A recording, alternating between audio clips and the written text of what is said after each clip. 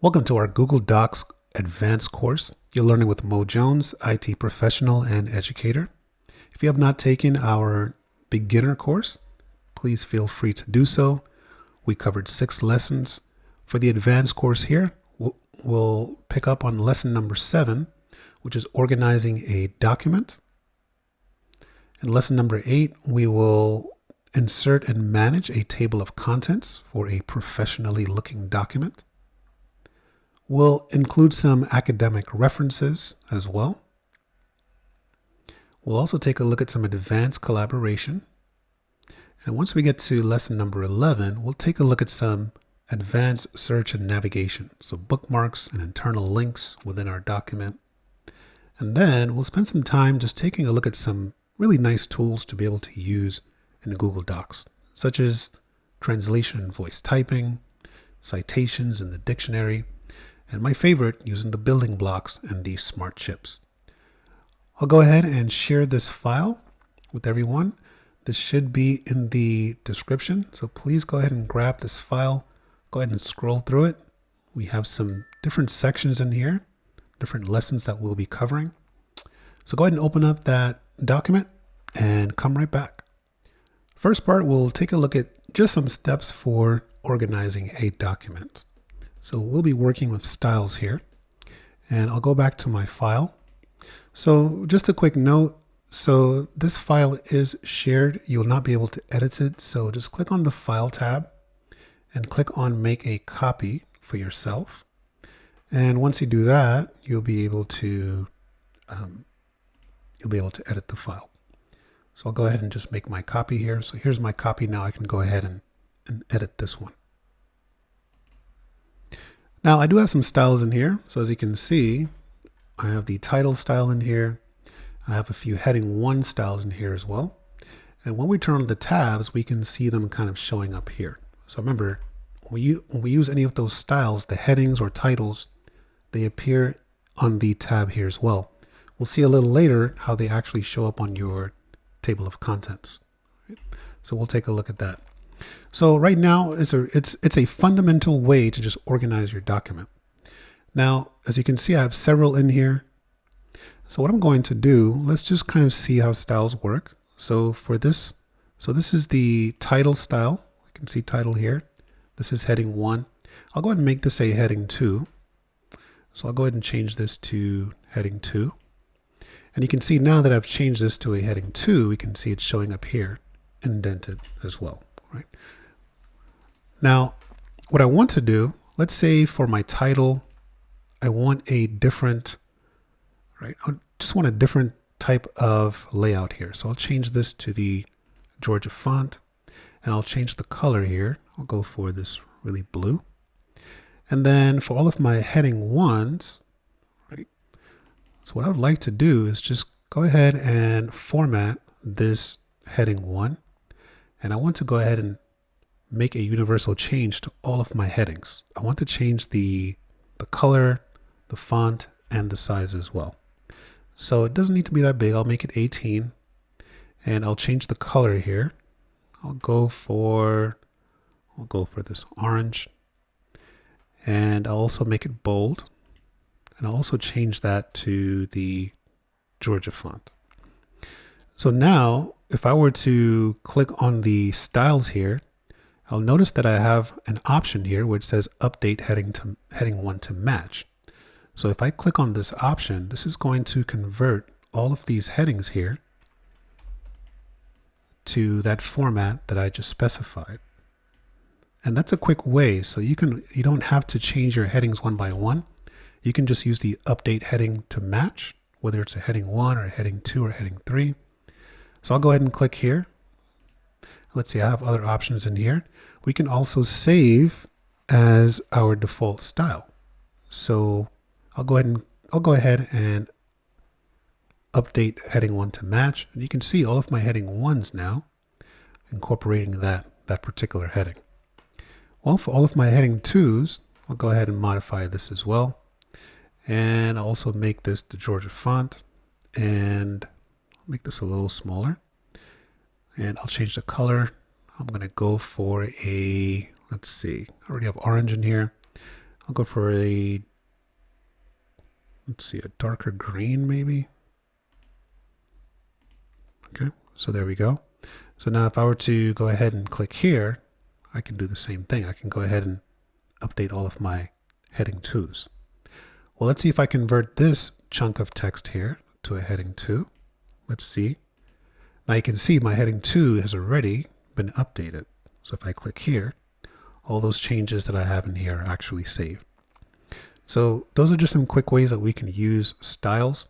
So it does a few things. It makes our document look more professional.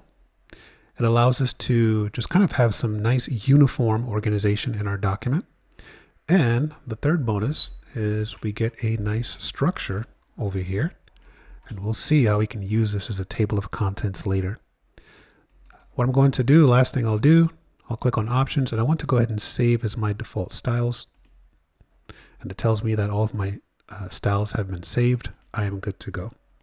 Go ahead and make those changes to your styles and come right back. Welcome back.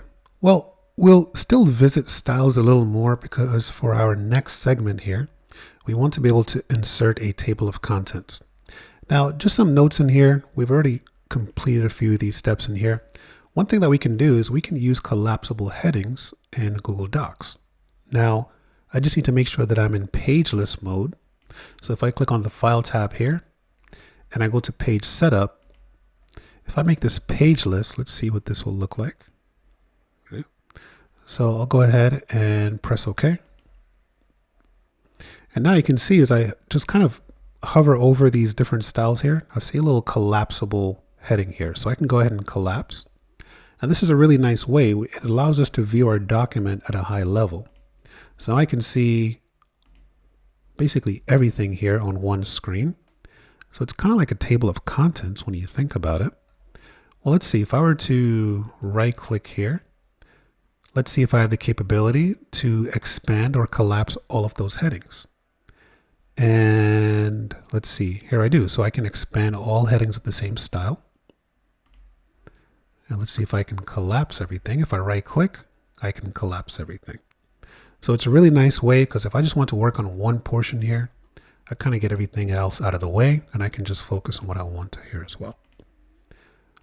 I'm going to go ahead and expand all the headings and I'm going to go back to the original here, which will be the pages mode. I'll go ahead and press OK. And I want to go ahead and insert a table of contents. So I'm going to just create some space in here. And I want to insert my table of contents. Maybe I'll go for right here. So to do that, I need to click on the Insert tab. And from there, let's see where my table of contents is. Here it is all the way at the bottom. So I have three. I have plain text, I have dotted, and I have links. I'll use the links. I'll go ahead and press here. And there you go. So here is my actual table of contents. Once you click on the table of contents, I can update the table of contents. This basically rescans the document and it looks for all of these headings that I have in here. And if I were to move something around, they will actually update the table. If I click on more table of content options, let's see, I can remove the table of contents if I want to. So I'll go ahead and remove it, or I have more options. If I click on more options, look at that. I would like to see the page numbers. There we go. So here are the page numbers for each of those. And here is the tab leader. Right, so we get the little dots in here. And I can choose whether a dashed line, a solid line. Everyone is used to this one here, so I'll use that one. And we have a little control over the heading levels here. So how far do I want them to be indented? If it's a heading 2, I'll indent just a little more, maybe a ½ inch, so we can see that that's pushing over here. So it looks pretty nice. Right? So those are the basics with the table of contents. So we do have a little more control than other document creating applications here. All right, well, I'm going to make some changes. I'm going to turn off the document tabs here so we can focus on the table of contents. And let's see, maybe I'll just put a little put a table of contents in here, and I'll go ahead and just make this bold, just so it stands out a little bit here.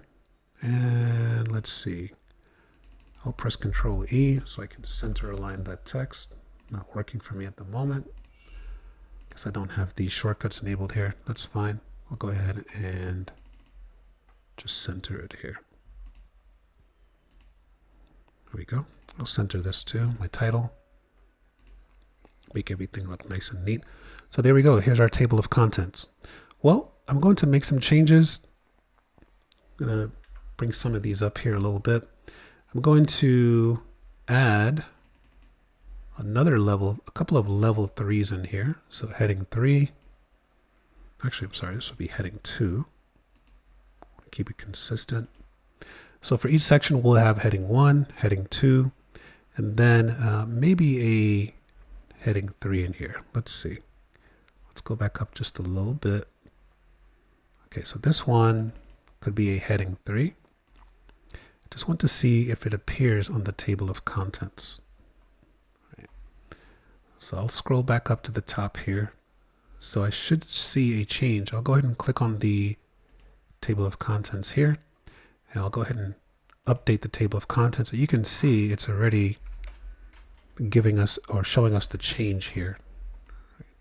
So pretty cool.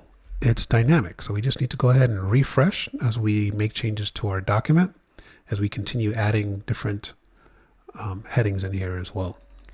Well, let's see how I can interact with this. So let's see if I try to go to, let's say, advanced search and navigation. This brings me to that place in the document. Right? So pretty nice.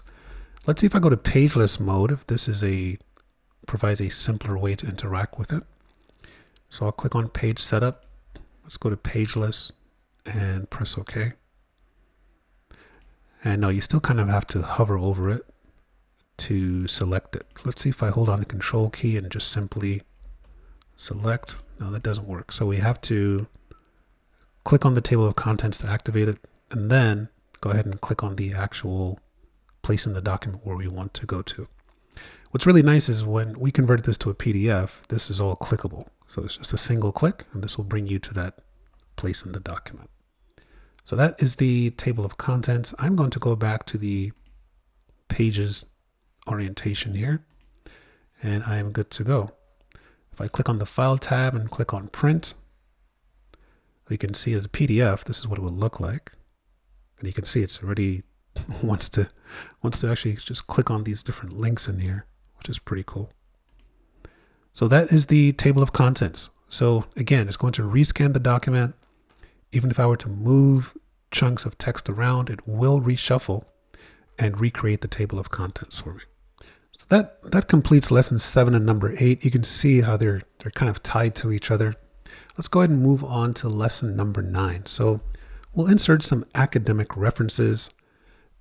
I'll go back to my document here, and let's just scroll down to the next part here. So at this point, you can go ahead and manage your document.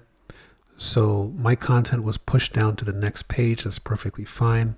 Just going to go ahead and press the delete key a few times to make use of that space that's at the top here. So I'll go ahead and scroll down just a little bit here, about right there. And by the way, we have things in here. So if you want to turn on the ruler, you can do that as well. We can see the ruler over here. Don't really need it right now, so I'm going to go ahead and remove it so I can reclaim just a little bit more space. Okay, so in here, we can add sections, we can add page numbers, so headers and footers in here that we can use. We're also going to add some footnotes, right? So let's see, we've got page numbers. So this is really kind of the same thing. And we're going to insert some footnotes in here. Now, we did cover sections in the introductory course. Now, why would you want to insert sections in your document? Well, the cool thing about having sections in your document is if you want different formatting for different pages. So right now, I'm using the standard portrait orientation, 1-inch margins, 8.5 by 11 paper. So every time I insert a new sheet, it continues that same formatting here. But what if on page 2, I want this to be more of a portrait, landscape orientation. Maybe I have some tables or charts that I want to display on there. So I can do that. And maybe I want, margins that are, instead of 1 inch, maybe they're 1/2 inch margin, right? So I can go ahead and do that. And let's see if we can insert different headers and footers based on the different sections in here as well. So I'm going to insert let's see, maybe right here, I'll go ahead and insert a section. So here's a break, and we have a section break, which is the next page. The section breaks, they allow us to just specify the formatting for that particular place in the document. So you can do a continuous section break that basically breaks up a single page into different parts, and you can have different formatting there. But you cannot do, custom margins. That's just more about text formatting. So typically I like to do a next page section break. So let's see what happens here. So here's my next page section break. So now that I have it here on page 2, let's see, I'll click on the page setup here. Let's see if I can change. So I can't change the paper size. If I go to page list, doesn't really work there, but I could change this to landscape if I want to, and I can go ahead and, have different margins. So on the left, I'll go for 0.5. On the right, I'll go for 0.5 as well. Once I press OK, you can see page 2 has a different orientation as opposed to page 1 that has that portrait orientation. Let's go ahead and insert a footer. So I'll go back up to the top of the document here, and I'll double click on that top space to open up the footer here. And I'm going to insert so I can either add my own content in here, or I can go ahead and insert something else. I'll go ahead and insert, let's say, give me 1 second, headers and footers. I'll go for, I'll just put my own content in here. And I'll just call this section 1. So I'll call this section 1, and I'll go ahead and center align the text, and I'll do that. Now I'll press the escape key just to get out of the header here. And if I scroll down, we can see it continues. So here's section 1 on all the pages, section 1 as well. Well, I'm going to double click in here. And let's see, now I see this option right here that says link to previous. Well, I don't want the same header. This is section 2. So let's see if I uncheck this. So it breaks the link from that header here at the top. And now I can add my own header in here. So I'll just type section 2 in here, just as an example. And I'll go ahead and center this as well. I'll make that italicized. Right. If I click on options here, I have the header format, page numbers, where I can go ahead and actually remove the header here.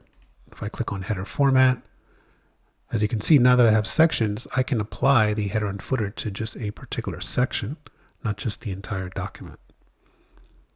I'll go ahead and cancel that, and I'm good to go. So page 1 has its own header, page 2, and page 3 has its own header as well. Right. So for this one, let's see, this is still section 2, because anything from page 2 down is section 2. If I were to introduce a section break here, this could be section 3, and I can go ahead and change the header in here as well. Let's go ahead and add a footer. So for the footer, I'll click on the insert tab this time, and for the footer, let's see, I'll go ahead and insert maybe just a page number. So on the bottom here, I want to have the page number. And let's see, there's also another one here, which is page count. That's not what I want. Let's see if I can, let's see, let's see if I can trick this. So this is page 2 of, and then if I put the page count in here, so page 2 of 3. Let's see if this one says 3 of 3. There we go. So it's just a bit of code. And so this is page 1 of 3, page 2 of 3, and then page 3 of 3. So those are the basics when it comes to working with the footer here. If I click on more options, right, so just a repeat of what we saw at for the header there, and I can start the numbering at 1, and again I can continue from the previous section. So again, here are the sections, not just the entire document, but by section we can specify what we want to show as well. So maybe this is page 1 of section 2. So I can do that. Let's see if I click here. So just for section 2, I'll go ahead and click apply.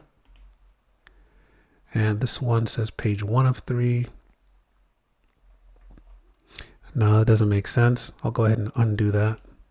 2 of 3. And we're good to go.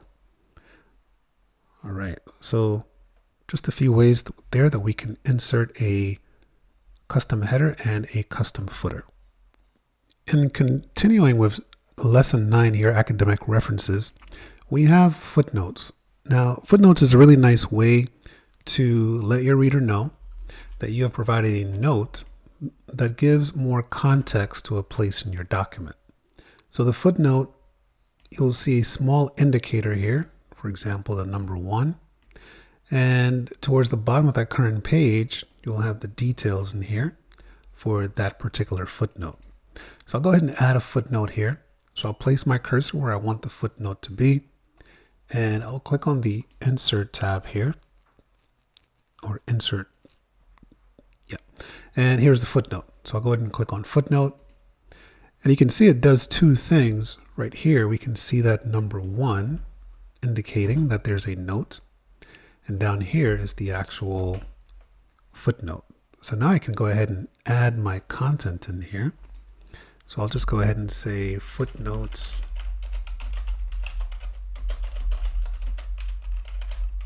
So footnotes appear at the bottom of the current page.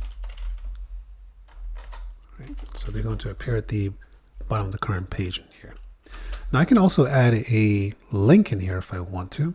So if I have a link, you know, just based on what footnote says, I can go ahead and add that here. Let's see, I'll click on the help menu here. I'll click on Docs Help, and I'll click on, let's see if there's footnotes in here. I'll type footnotes.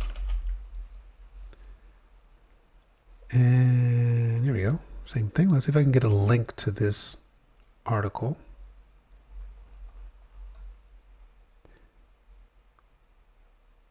Let's see. I'll just right click. I'll copy the link address. And then now I can just go ahead and copy and paste the link right here. If I press the space key, it turns it into an hyperlink. And there you go. So a great way just to call attention to something. So I'm explaining what a footnote is, and here's the context. I can click on this article, and this will open up the support article regarding footnotes. So pretty cool. Well, that's a good first step, but what if I want to go ahead and do something else, like add a citation? So as you can see, I'm kind of providing the source here, but what if it needs to be more in a official format, right, such as MLA? Well, I can add a citation for that. So if I click on the tools option here, here is the citations. So it opens up over here to the right, and I need to go ahead and add my sources. So I can add several citation sources. And once I do that, I can go ahead and insert them to a place in my document. And as I add some citations in here at the bottom, this will give me the capability to add the bibliography. Right. So let's see. So we will receive some guidance. It's not always fun inserting, citing sources, but we do have this structure in here. So we have different types of citations. MLA is the most common one, in my opinion, just from education. So I'll go ahead and click on Add Citation Source. And the way this works is once you find your source, it's either a book, book section, website, journal article, film, right? So depending on the source type you choose is going to change the secondary options below. So if I found a website that has a really nice, information on there, well, I've accessed that website and I can simply go ahead, paste the URL in here, or I can cite it manually. So I'd rather paste the URL and let's see what the tool will actually come up with here. So I'll go ahead and press search, and it did okay, right? But this particular article, at least the published year was not kind of mentioned there. The contributors were not mentioned. This is pretty normal, unless you're looking for a journal. If it's just a website, sometimes it's just attributed to the actual organization. So I could go with this. Let's take a look at that article actually. Let's see. So we can see we don't see a date in here. This is just not from an individual contributor. This is from just Google Docs help. And if I scroll down, right? So no date in here. So I would need to go ahead and add the date for myself, or I can just find, another article that actually has the date and actually has the contributor. So I don't want this. I could cite this manually if I wanted to. If I choose this option, now I can go ahead and I can specify the name of the author or the name of the organization. And I can go ahead and add the contributors in here. So as you can see, it's a lot of information in here that we can go ahead and access. So go ahead and check that out. I'm going to look for a source that actually has a lot of the information in here, so I can just go ahead and add that detail. Okay, so I did find this article, just Google Docs in the classroom. We can see it has the author, has a date in here as well. So let's see if I can use this one. So this is how to use Google Docs in the classroom. I'll go ahead and paste this in as a website. I'll click on search, and it didn't really find the year or the contributors. So I'll go ahead and add this manually. I'll go ahead and click on continue. I don't want to cite manually. I just want the short list here. So I'll click on continue. And here is the author. Now I do have the author's name. So I'll go ahead and put that in here. So I'll go ahead and add the name. And so here's the title. Here's the website. Publisher, I'll leave that alone. The URL is here. And I'll go ahead and put in the day. So this was published on the 23rd of November and 2023. This was accessed today. And so I'll just go ahead and fill out where the asterisks are. Right? That's what I want to go ahead and stick to. So it looks like I'm good to go. I'll go ahead and add citation source. And there you go. So now what I can do is I can go ahead and I can cite the source, and I can just hover over it. And if I click on cite, this will actually insert the in-text citation. If I click on more options, I can edit the actual citation, or I can go ahead and delete it here as well. I can also click on where it says insert works cited. I'll go ahead and add another one here, and let's see what the process is to create a bibliography. Okay, so now I have two in here. So let's see, I'll come down here and just make a little space in here. And let's see, I'll go ahead and add let's see, how to use Google Drive. And I'll go ahead and let's see if I can insert or cite this one here. Right, so we can see it's right here. So just kind of the short citation here, or maybe I should put it right here. Let's see, I can undo that.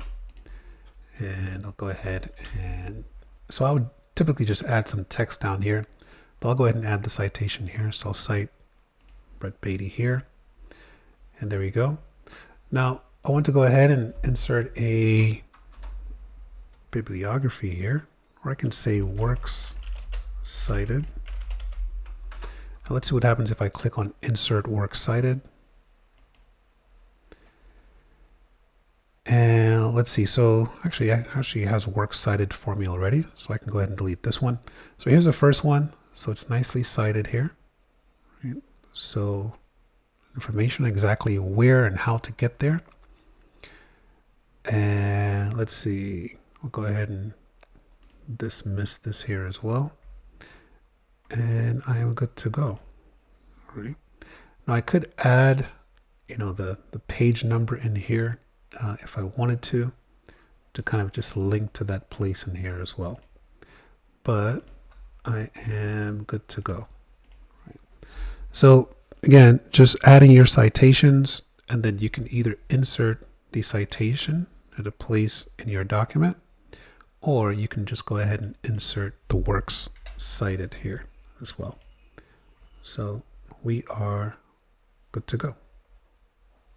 For lesson 10, we'll take a look at advanced collaboration management. We'll take a look at versioning, managing permissions, and just some of the different modes that you can use when working on your document.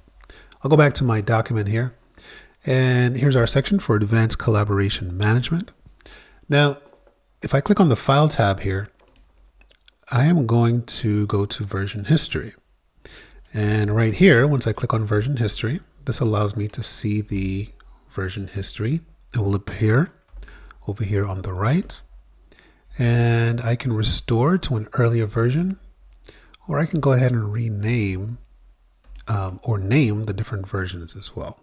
So I can restore some pretty nice things that I can do here. And this is great because remember, all of our work is being saved automatically.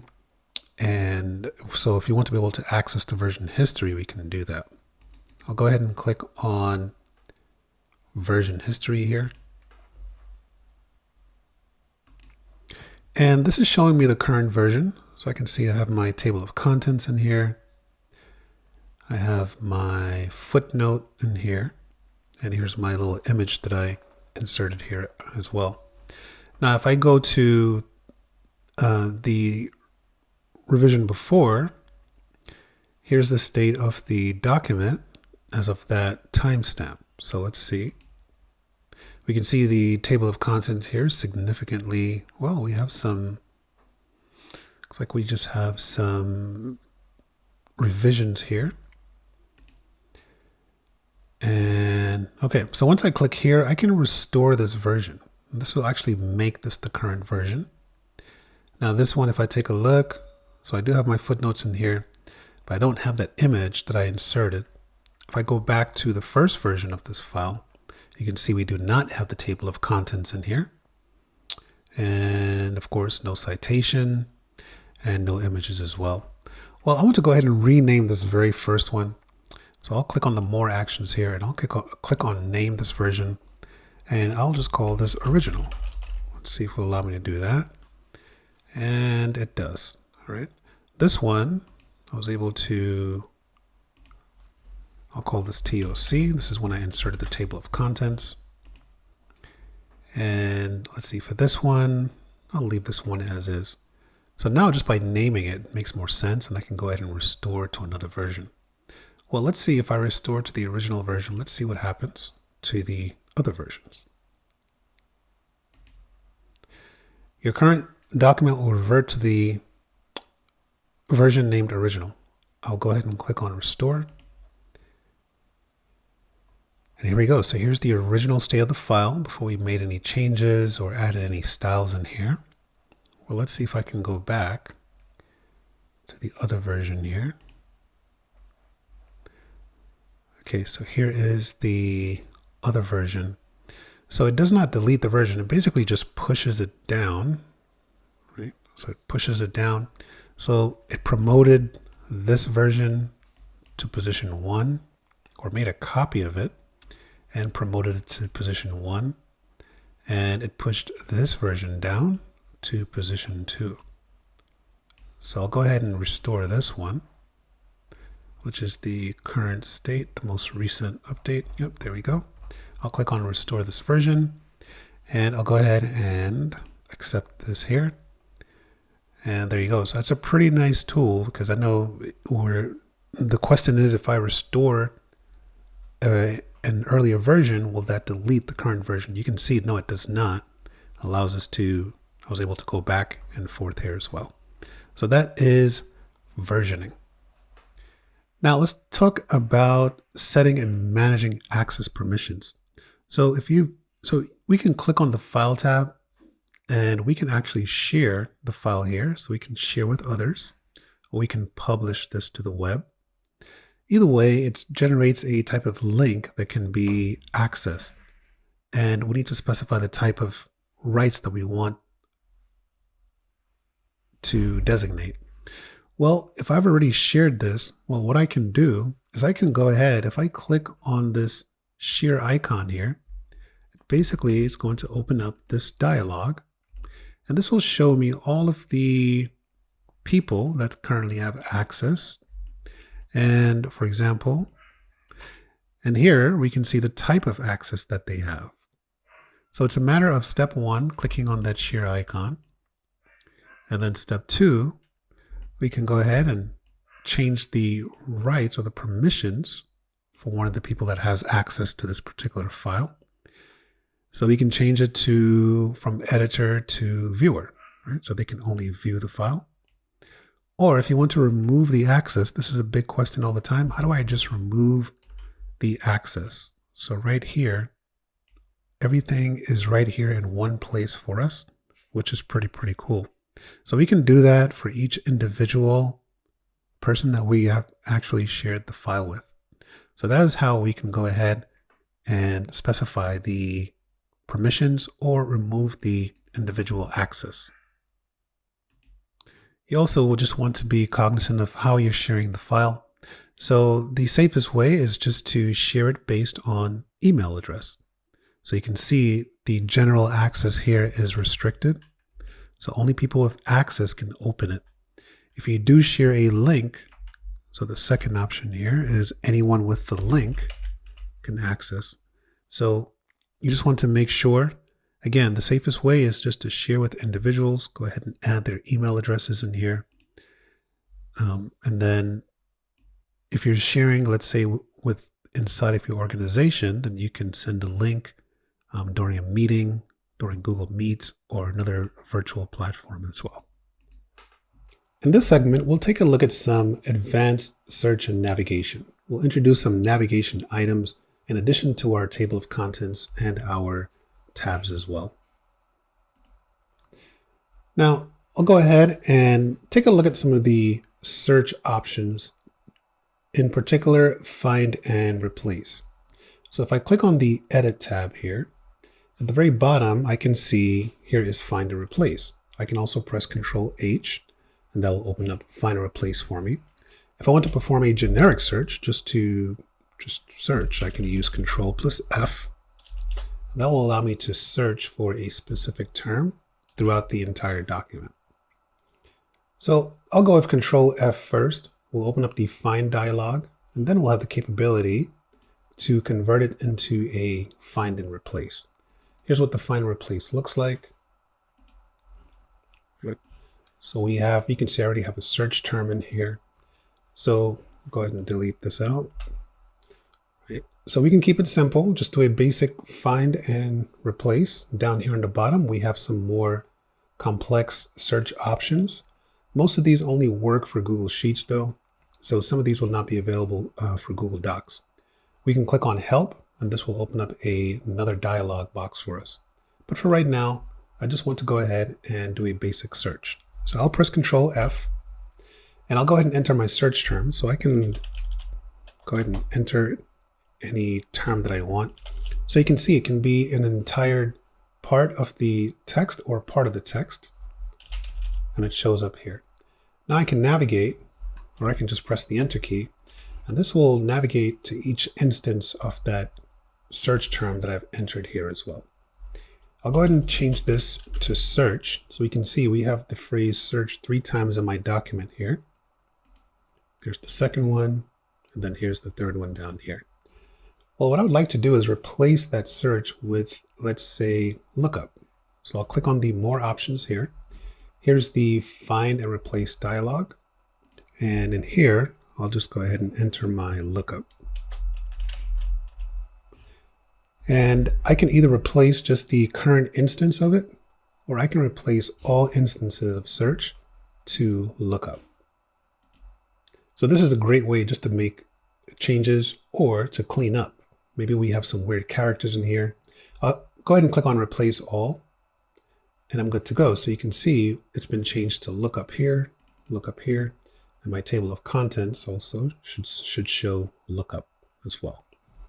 Well, what if I have some weird characters in here? Let's say, I have some asterisks before some of my headers,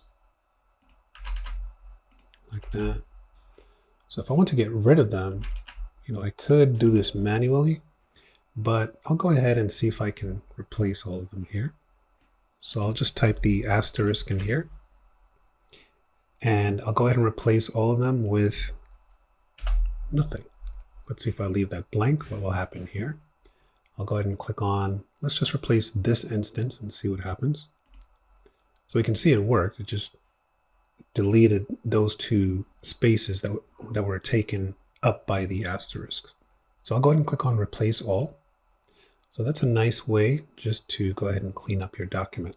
If you click on the help tab here, this opens up another page that just allows us to enter some more advanced expressions. So it does use expressions that are available in Google Docs and Google Sheets. Most of these will only be available in Google Sheets. But if we scroll down, here's the architecture that's being used. Now let's see, if I click on the drop down here, here's some, some syntax based search or some wildcard based searching in here as well. If I scroll down, here are some other options. And here's a table of common regular expressions. So if you have the need to perform any of these expressions, here is the expression on the left, the description, the example, and the matches as well. So the period represents any character in the given position. So D followed by a period will give us these results, and these will not match as well. So if you need help beyond the basic search and find and replace, here we have the list of common expressions. As far as navigation, we can see that we have the tabs here that we can use. We also inserted our table of contents as well. So those are 2 quick ways to be able to navigate our document. I'm going to minimize the tabs here, and I'm going to go down. I'll go back down here to advanced lookup and navigation. So I'll go here. So it's nice that we have a table of contents that allows us to jump to different parts of our document. We can also press Control Home to go to the top of the document. We can also press Control End to go to the end of the document. But it would be nice if we can have a way to go back to the table of contents. So let's see what we can do here. We can go ahead and I can go ahead and insert a bookmark. Bookmarks allows us to link to any place in the document. So the first step is just to go ahead and, so the first step is just to insert the bookmark. So you can insert the bookmark anywhere in the document that you want to. And then the second part of that is to link to that bookmark.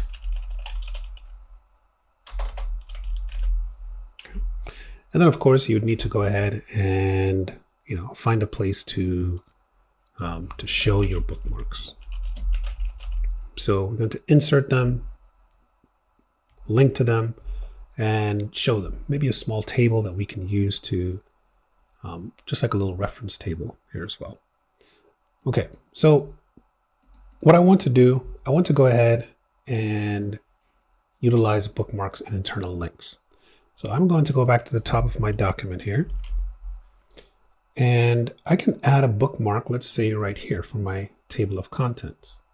So I'll go ahead and click on the Insert tab, and I'm going to insert a bookmark. And that's it. We can see the bookmark is right here. I can actually copy the link right here to the bookmark. And this way I can go ahead and use that link a little later on. So here's my table of contents. Now I'm going to go down to page 2. I want to be able to get back to my table of contents. So what I'm going to do is I'm going to insert a link. So if I click on the Insert tab here, I can insert a link. We can also press Control K, and that will open up the link dialog for us. So I'll go ahead and add my text right here. I want this to be normal text though. And I'm going to insert a link. So here's the link. So I need to go ahead and add the text. What do I want it to say? And then I can go ahead and link to a heading or a bookmark, or I can just paste a link right here as well. So I do want to link. So here are the different headings. So that's why the heading ones are important. So I can link to any one of those headings, just like my table of contents. And I can link to bookmarks. So here's the link for my table of contents here. So I'll just say table of contents.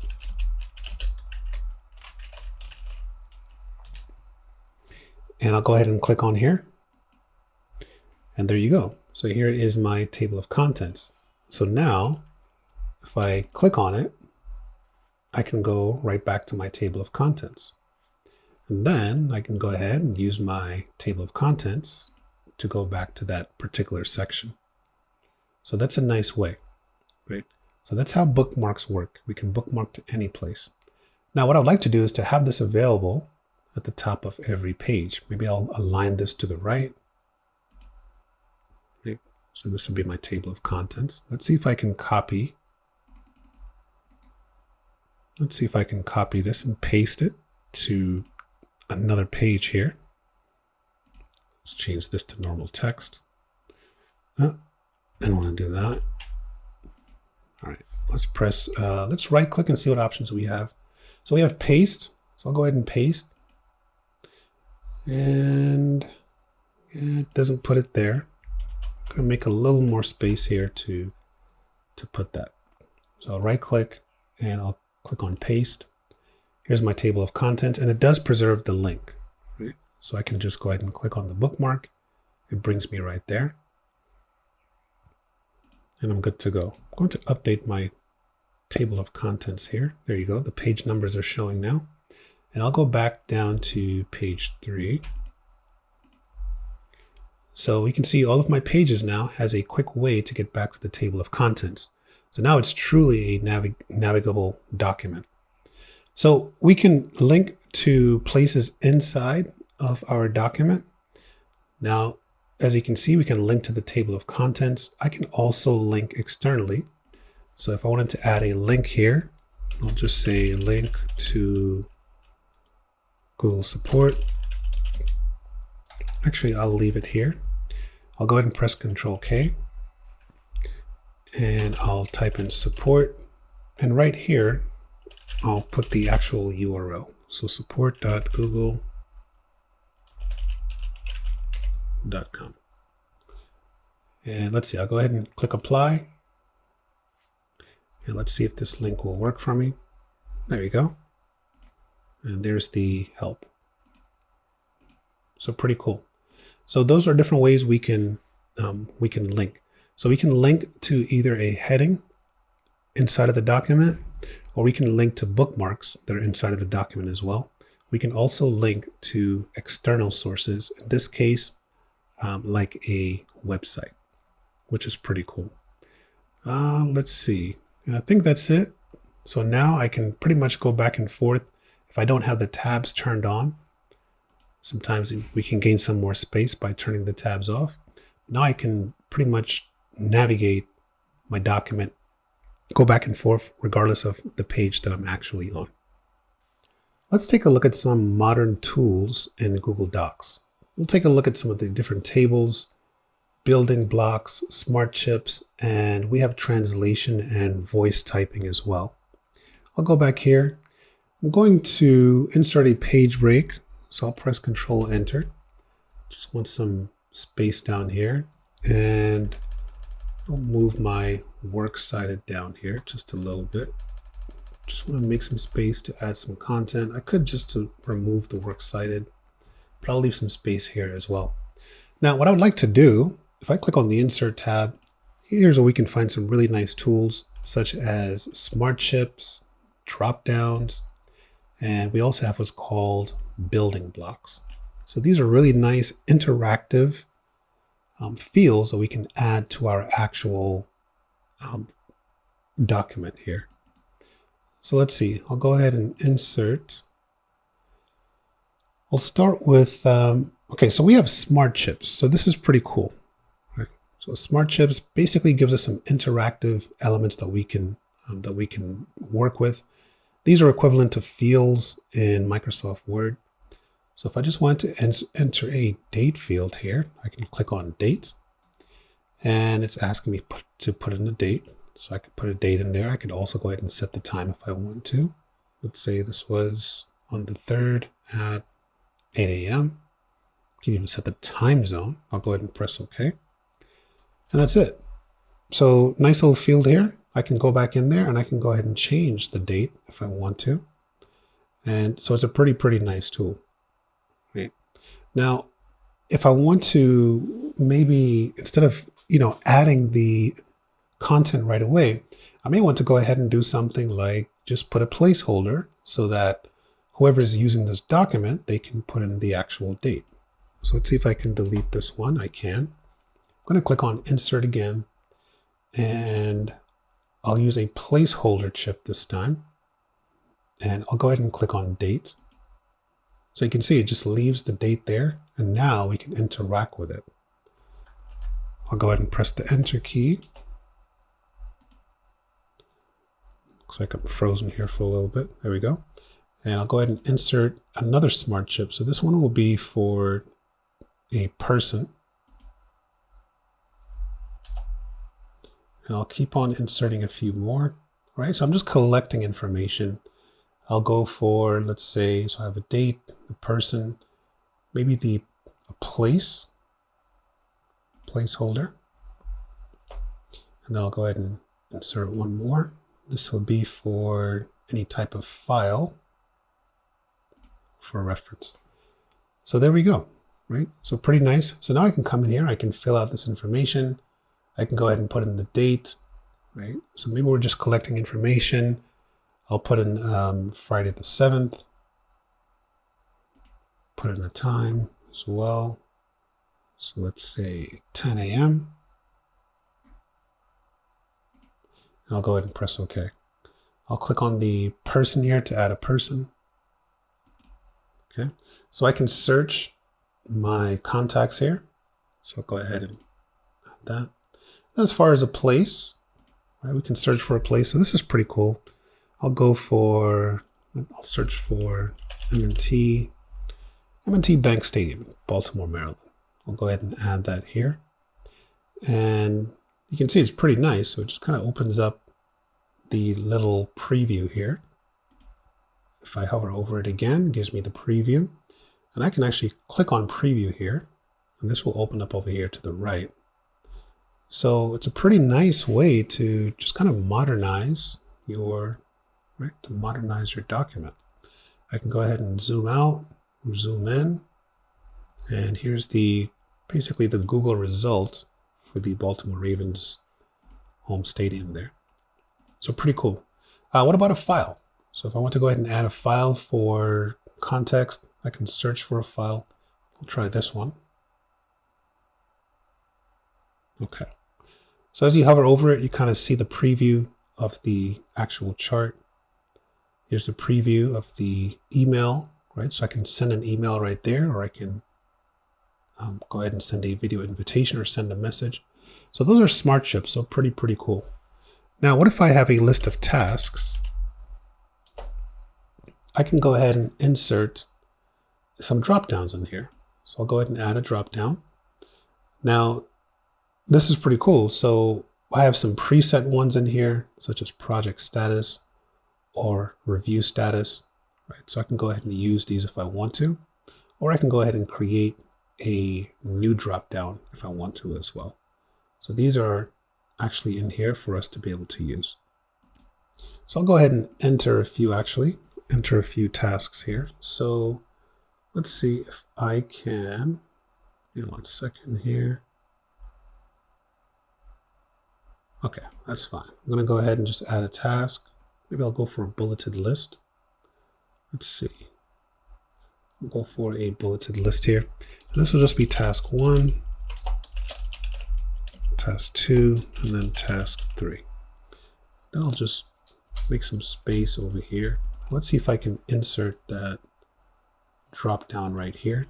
And this one will just be for the review status. And now for each one, I can go ahead and add a quick review status in here. I'll go ahead and add one more. And there you go. So here are my different tasks. So I'll go ahead and click on. So this one is, I'll say this one is in progress. This one is under review. And this one is approved. Right. I can go ahead and click on that checkbox here, which was hiding under my checklist menu here. And there we go. So pretty nice. So these are all interactive elements that we can use to modernize our experience when creating a document, especially when we're ready to distribute or share this document with others. We have more interactive elements in here that we can use. Now let's take a look at some other options in here. So we have what's called building blocks. So these are pre-made tables that has interactive elements that are available for each of the cells. So think of, in this case, it would be more realistic if I were to create a small table and then, just drag the different elements in here. So let's see if I can drag that person into here. I can. All right, so there's the person. And let's see, I want the date. So I'll go ahead and drag the date in here. And then our first option is M&T Bank Stadium. I'm going to move this over to the right a little bit. So I'll just click here and I'll grab the move table just to move it over because that map is going to block everything here. So I'll go ahead and drag the place in here. All right, so option 1, Mimi is offering a tour of M&T Bank Stadium. So we can drag and drop those smart chips into a table, which is a really nice way to go. But we don't necessarily need to do that. What we can do is we can just go ahead and insert an actual building block. So if I click on the Insert tab, here are some building blocks. So we have meeting notes, email draft, simple decision log. I'll click on View More. I want to see the different building blocks that are available. So they're called building blocks, but they're really tables that has interactive elements. So for example, if I were to insert meeting notes, which is pretty popular, this will allow me to pull in a calendar item and be able to insert information from the calendar event. And I can add notes and I can even add some quick action items in there as well. So I'll go ahead and click on Insert. And I need to search my calendar. So I'll go ahead and do a quick search here. Here's project tracking today at 12. I'll go ahead and click here. And there you go. You can see that it has inserted the details here. So here are my attendees. And I'll go ahead and put some notes in here. And I'll just say review Q1 projects. And there we go. Now, as far as action items, I'll say, you know what, bring some cafe, right? And we'll go over pending items as well. And I'll go ahead and check off bring cafe here. Right? So I'll go ahead and click here. I already took care of that, so we're good to go. So pretty nice. Now, if I go over here to the left, I can actually email the meeting notes if I want to. So that's pretty nice. So we can see Google Docs is integrating with our calendar and our Gmail as well. If I click on the more actions here, I can go ahead and also attach files to the meeting notes here as well, which is pretty cool. Then I can just go ahead and send it out to my actual recipients. So that's a really nice one, especially if you're in charge of, just keeping notes or kind of managing meetings as well. All right, let's take a look at another one. So we have a few in here. As far as communication, here's an email draft. So like a template that we can use. We have 3 in here. So here's the meeting notes again. Here's a simple decision log. So we have quite a few that's in here. Here's a detailed decision log. We have some in here for project management. Here's assignments. But let's take a look at a sales contact list. Right. Here's a sales contact list. I'll go ahead and insert this.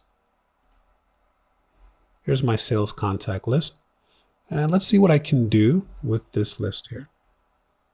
I'm going to close the building blocks pane on the right. I'll dismiss this little comment here. Okay, so here we go. So we have a name. Now this person field actually will pull up the contacts from your contact list. So this should actually be email because it's going to populate the email. So I'll change the column name to email. This will be name. And okay, so here's maybe I'll put the company in here. Right, so we're doing business with corporations. So we'll put the company in here. And this is find the opportunity, different types of sales opportunities, small to extra large.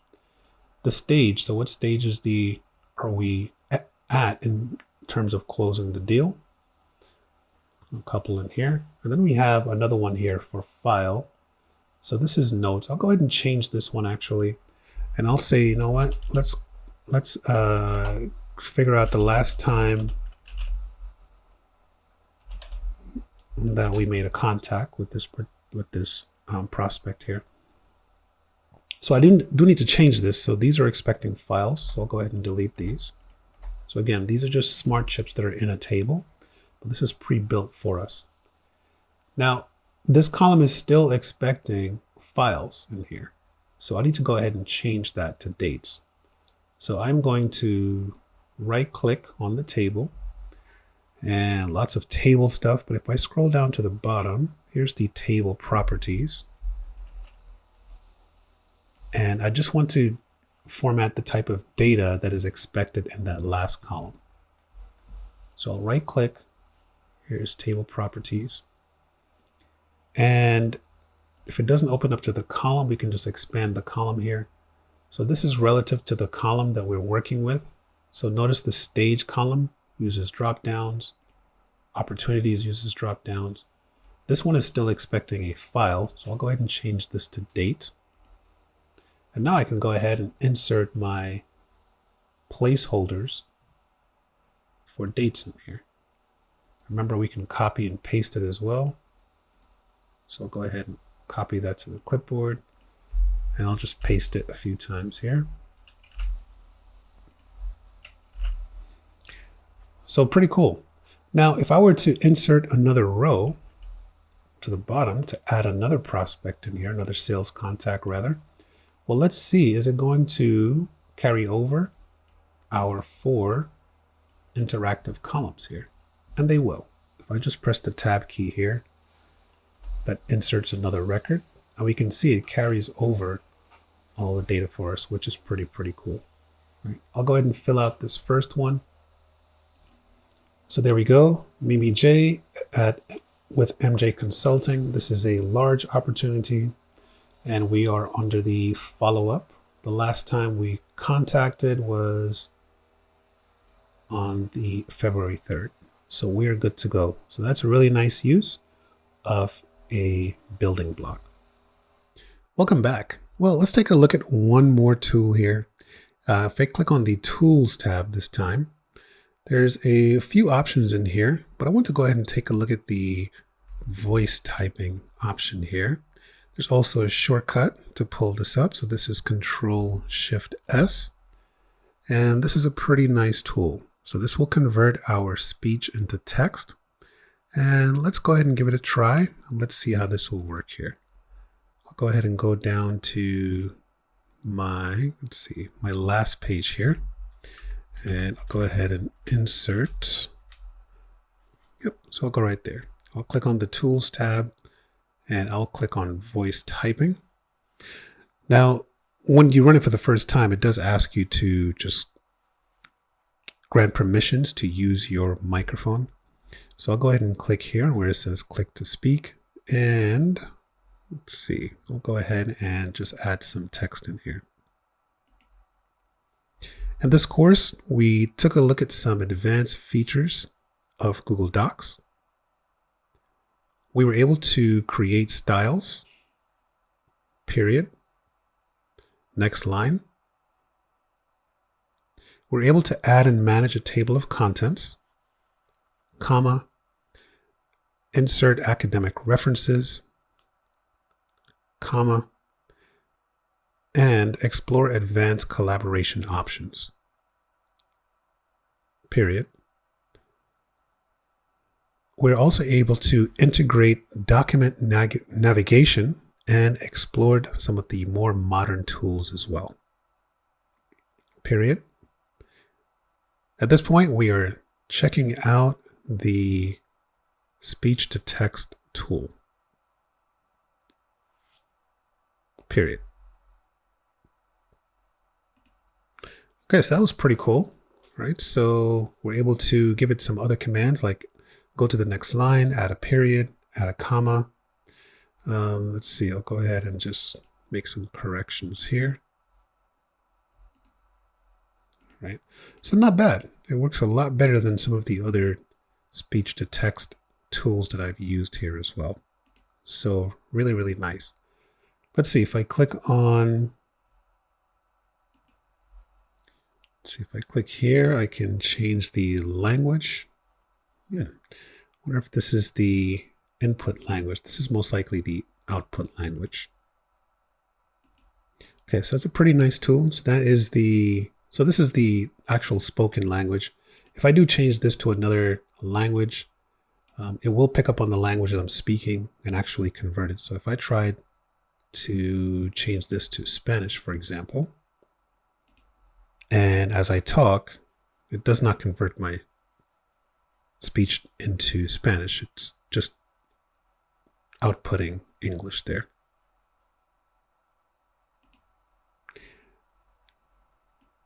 I'll go ahead and delete that here. I'll go ahead and close the translation, and that's it. Other tools in here, we have the capability to translate the document. We also have a dictionary. So the dictionary will pop up right here on the right side, and we can just go ahead and search for a term and find synonyms. So that's a pretty nice option as well. So a very nice modern experience here for Google Docs. So congratulations on completing the course. Just as a recap, we're able to create text styles. We worked with table of contents. We inserted a few academic references as well, citations, footnotes, and we went through the task of just managing collaboration, right? So how can we stop sharing a file, and how can we manage the type of access that people have to our document? We're able to integrate document navigation, several options there. We're going to choose the one that works best for you. And of course, we're able to explore some modern tools as well. So congrats on completing the course.